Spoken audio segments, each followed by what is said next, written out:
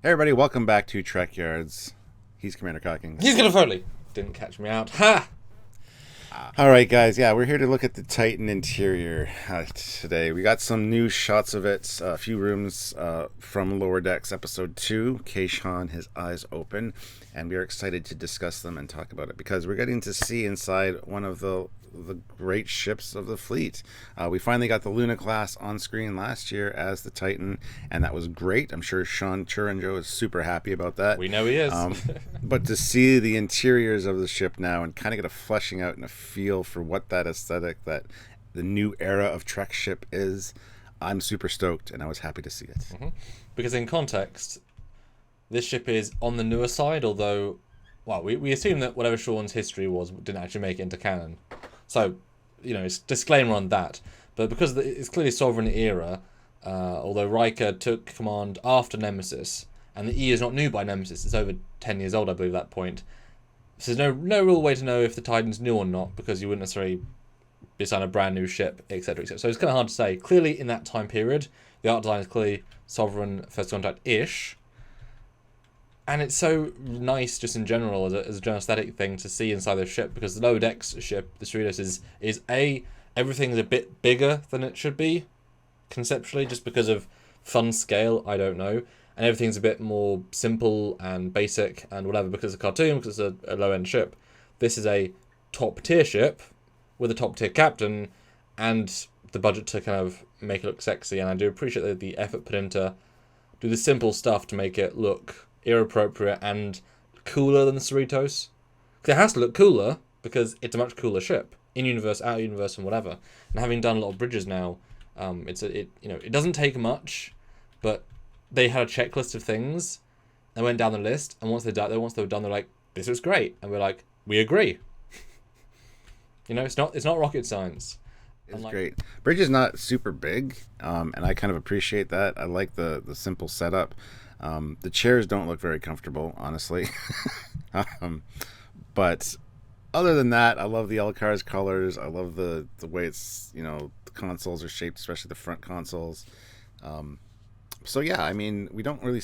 I'd like to get a nice pan around of this bridge at some point, like just somebody walking or something, to see a little bit more of it. We have kind of seen the view screen. We have seen the back. Get a kind of sense for where things are, but it seems very simplistic. Well, I mean, it's still the Lower Decks design, and we know that any chair we're going to see is the Lower Decks bulky style. These chairs shouldn't be taken as canon, and if you had a live-action version, you wouldn't make these chairs. That's kind of, we've been seeing Enterprise D chairs, and they don't look like this, but they do in this show. So that's one of those things where style over literality. But this clearly is a smaller Sovereign bridge, because the Titan is a smaller Sovereign. Like, it's a good chunk smaller.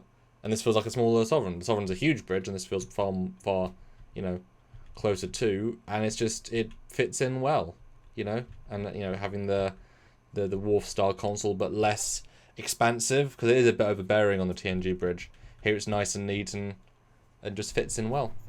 Well, yeah, this is like the Sovereign bridge with all the superfluous stuff taken away. Because there's so many consoles and stuff, as we kind of talked about when we talked about that bridge. There's a lot going on there, and this is the good things about that, with all that clutter removed, is how it feels. Next up, we'll head into the briefing room. We should have started in the briefing room to give you guys a briefing on the ship, but anyway. Well, you commanded us to start, and so we started on the bridge, and now we're going to talk to you further. Gotcha. Yeah, I mean, I love the colors in this ship. Those dark, rich burgundies, like that, almost like a wine color. And it feels really nice and like a warm place to work. Like, I would love to have this interior for my ship. And seeing the briefing room, it's similar to the Enterprise D one, but different enough that it's really nice. I love the big display screen.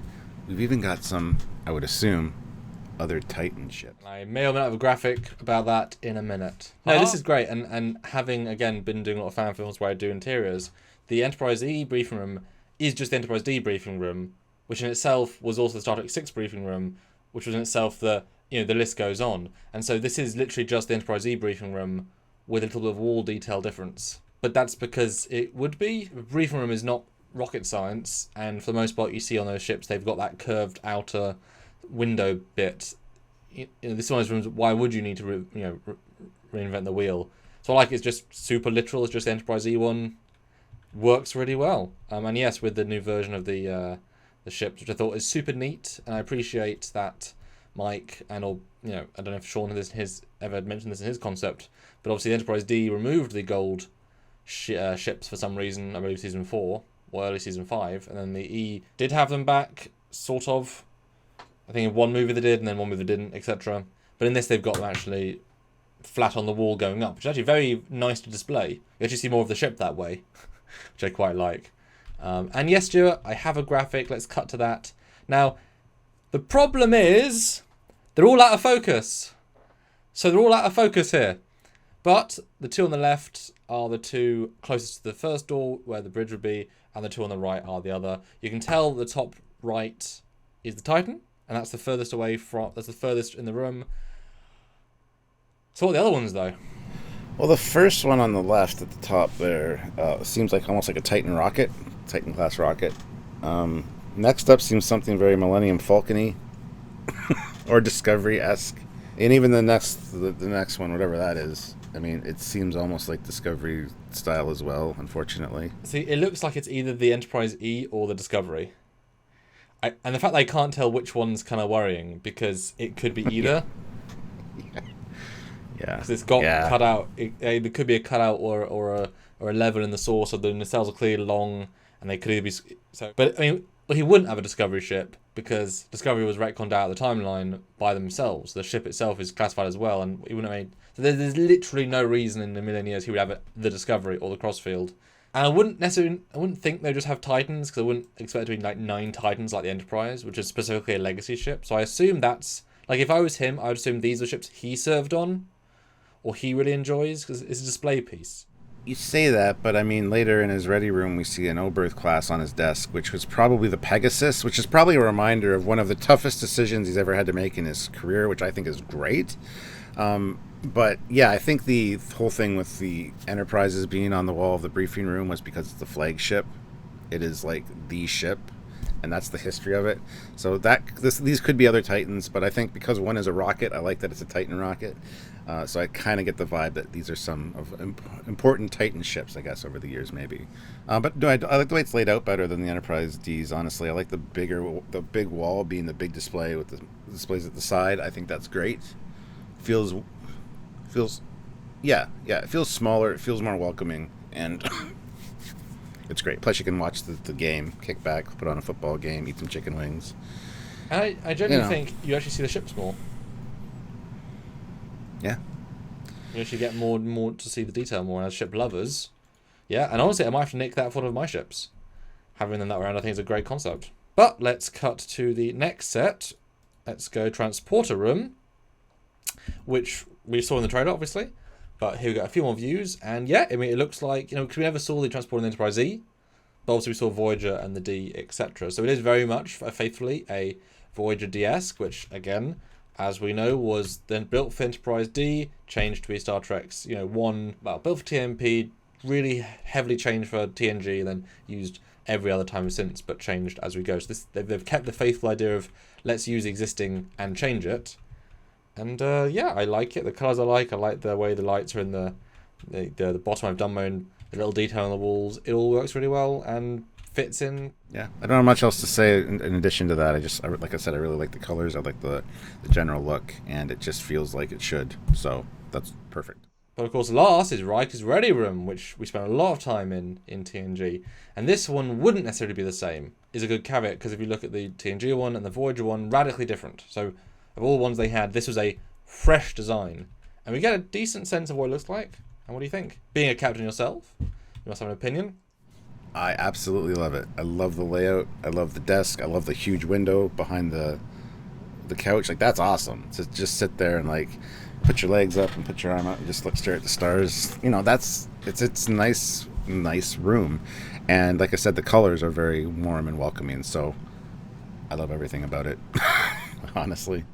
And as you alluded to earlier, we've got the Cap and the Oberth, which I did just check is the actual Pegasus. And what a great thing, because Picard obviously has a Stargazer, and Riker has his Pegasus, which was... But how do you know it's the Pegasus? But the registry, they've had enough attention to put a registry on it. If you zoom in on it, which hopefully you'll do for that, you can see the registry there on the side, and yeah, very nice, very nice. They get stuff right in Lower Decks.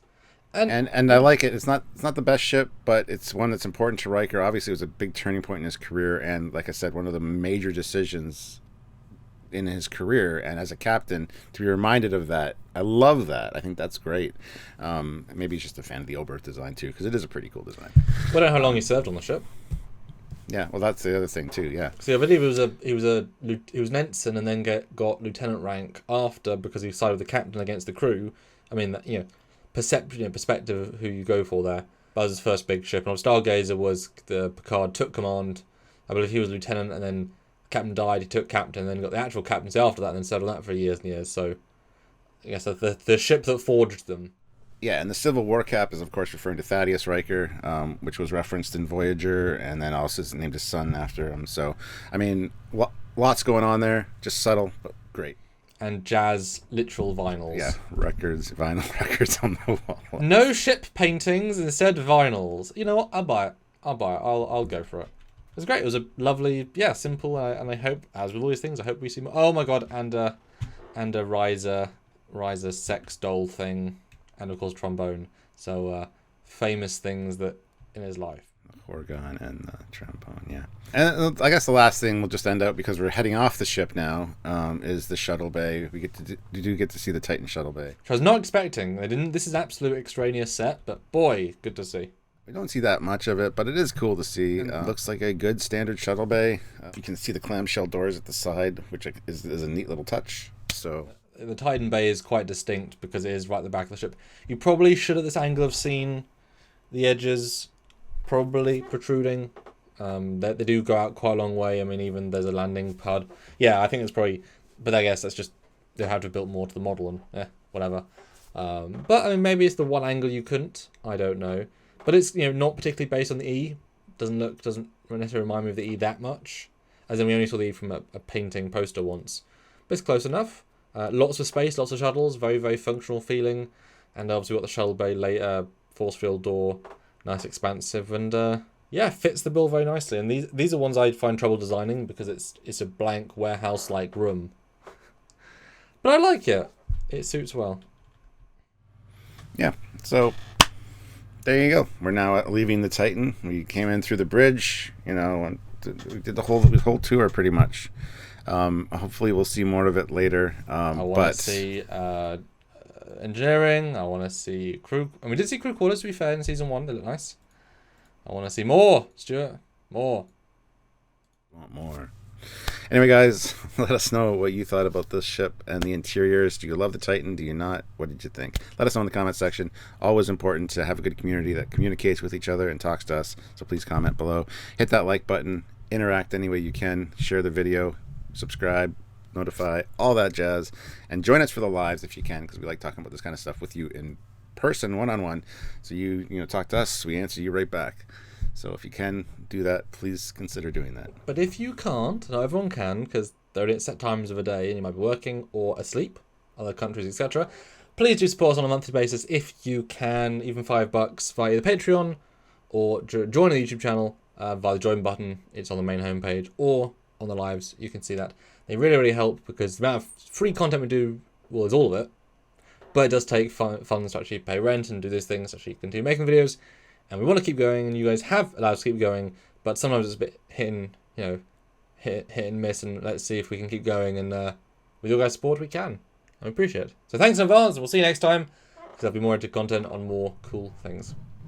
That's right. So until then, he's Commander Cocking. He's Captain Foley. And we'll see you later. Bye, guys.